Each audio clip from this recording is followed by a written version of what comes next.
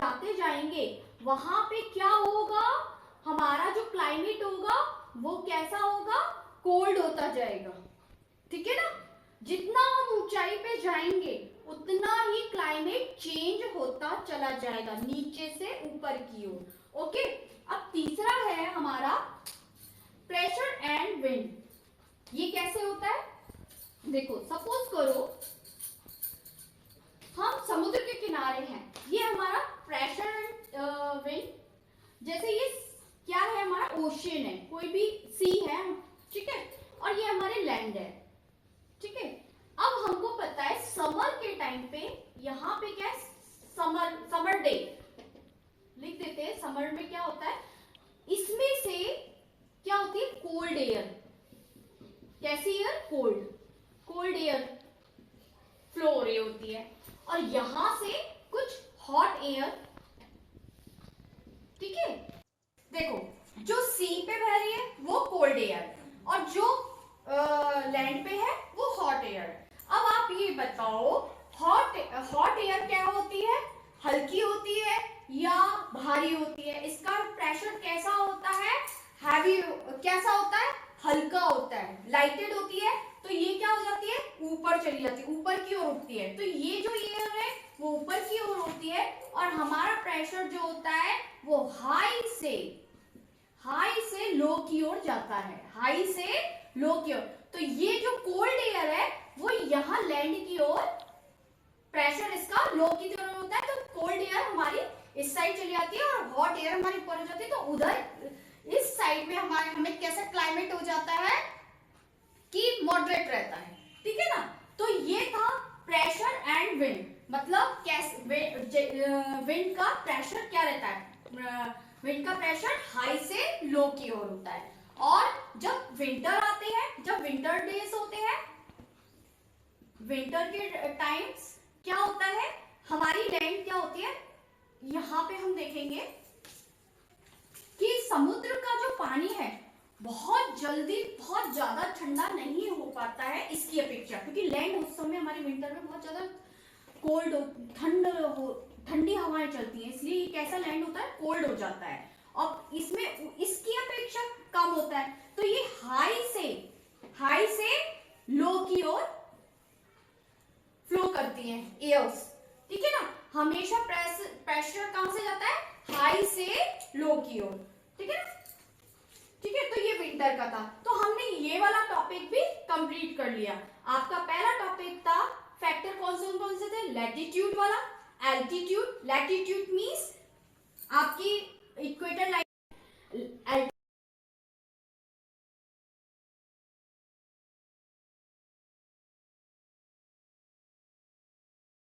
सी। अब हम जरा बात करते हैं, ये वाला टॉपिक है, अब ये है सी का डिस्टेंस फ्रॉम सी। आप देखो जितने भी अगर हम इंडिया की बात करें तो आप यहाँ पे देखो जितने भी इतना एरिया है, जो जितने भी ये शहर है या सिटीज है, यहाँ पे जो भी आ रहा है वो सब क्या आते हैं, कोस्टल एरिया कहलाता है। जितने भी सी के पास में रहते हैं वो सारे कोस्टल एरिया कहलाते हैं। आप बॉम्बे की बात, अपन इंडिया के बॉम्बे की बात करते हैं, ये बिल्कुल समुद्र के किनारे किनारे बना हुआ है। जितने भी सिटी हैं, अगर वो कहाँ किसके किनारे बने हुए हैं, समुद्र के किनारे बने हैं, तो वो सारे कोस्टल एरिया में आते हैं कि कोस्टल एरिया है वो। तो वहां पे क्या होता है कि ये जो समुद्र है, ये समुद्र की जो ठंडी हवा आती है और यहाँ जो हवा होती है, क्लाइमेट होता है, वो कैसा हो जाता है, इक्वल हो जाता है, मींस मॉडरेट रहता है। ना वहां पे सर्दी रहेगी ज्यादा, ना वहां पे गर्मी रहेगी।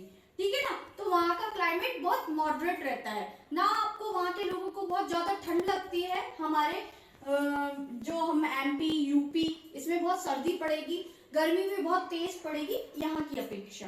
ठीक है ना, तो यहाँ का मॉडरेट रहता है, ना बहुत ज्यादा सर्दी होगी ना ज्यादा बहुत गर्मी होगी। ठीक है, तो यहाँ का क्लाइमेट डिस्टेंस फ्रॉम सी, ठीक है ना, यानी कि सी से डिस्टेंस कितना है, क्योंकि हमारा यदि डिस्टेंस देखें, यहाँ से भी देखें तो देखो अपना मध्य प्रदेश का डिस्टेंस बहुत ज्यादा हो रहा है, तो इतना इफेक्ट अपने ऊपर नहीं आ पाता।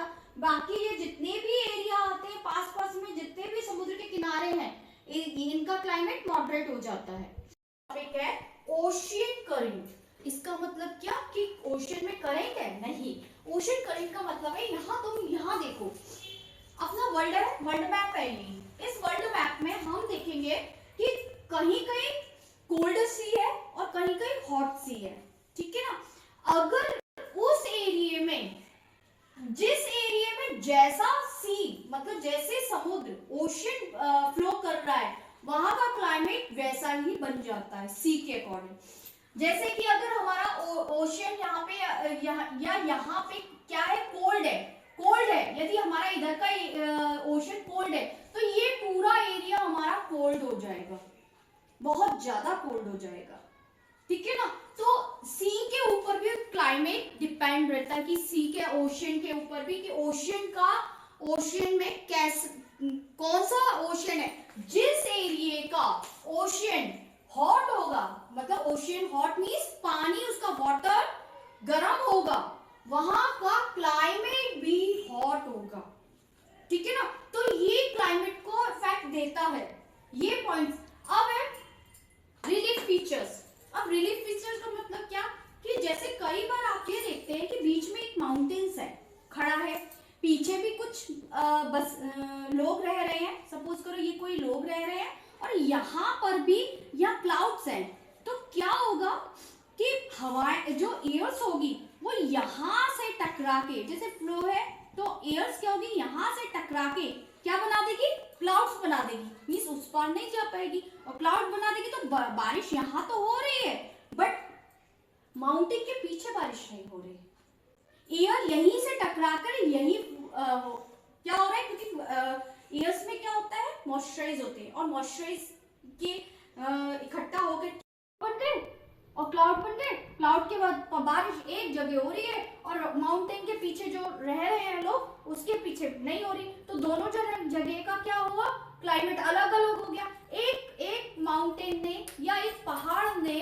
बीच में आके दोनों जगह के क्लाइमेट को ही अलग कर दिया, ठीक है ना। इधर ठंडी ठंडी हवा लग रही है पर इधर गर्मी लग रही है इस साइड के पीछे के लोगों को, ठीक है।